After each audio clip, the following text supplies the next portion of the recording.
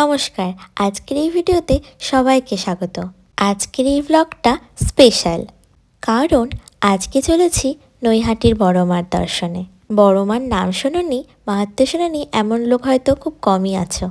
তো কিভাবে চলে যাবে বড় মার মন্দিরে আগে সেটা বলে নিই। শিয়ালদা থেকে নৈহাটি পর্যন্ত যে কোনো লোকাল ট্রেন ধরলেই হবে। আমি গিয়েছিলাম কল্যাণী থেকে, কল্যাণী সীমান্ত ধরে নৈহাটি স্টেশনে নেমে রয়েছে টোটো, কিন্তু মন্দিরটি খুবই কাছে, তাই হেঁটেই যাওয়া যায়।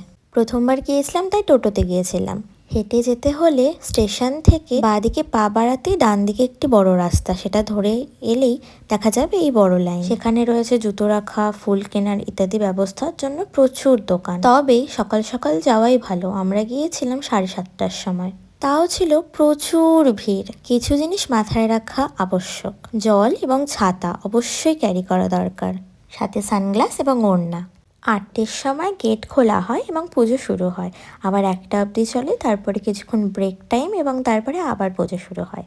নর্মাল দিনগুলোতে ভিড় তাও একটু কম, যেমনটা আজকে তোমরা দেখতে পাচ্ছ, কিন্তু মঙ্গল এবং শনিবার প্রচুর ভিড় হয়। আমি গিয়েছিলাম আজকে অর্থাৎ শুক্রবারে, তাই তাড়াতাড়ি পুজো দিয়েছি, কিন্তু অনেক সকালবেলা যেতে হবে। যারা দূর থেকে আসতে চান অবশ্যই আসুন, এখানকার ব্যবস্থাপনা খুবই সুন্দর। 1 ঘন্টা লাইনে দাঁড়িয়ে থাকার পর মায়ের দর্শন সত্যি মুগ্ধ করেছে। মাকে দেখতে কত দূর দূরান্ত থেকে কত ভক্ত এসেছে। মায়ের মন্দির থেকে বেরিয়ে সোজা গঙ্গার ঘাট, একটু গঙ্গার ঘাটে গিয়ে গঙ্গার হাওয়া খেয়ে নিয়েছিলাম। প্রথমবার মাকে সামনাসামনি দর্শনে ও মায়ের পুজো দিতে পারায় নিজেকে খুবই সৌভাগ্যবান মনে করেছি। তাই এই ভিডিওটা ডেডিকেট করলাম মাকে, নিজের মাকে এবং বড় মাকে। কারা কারা বড় মা দর্শন করে ফেলেছো আমাকে জানিও, আর যারা যারা যেতে চাও আমাকে কমেন্টে অবশ্যই জানিও। বড় মার নাম করে আজকের ব্লগটা এখানেই শেষ করছি। জয় বড় মার জয়।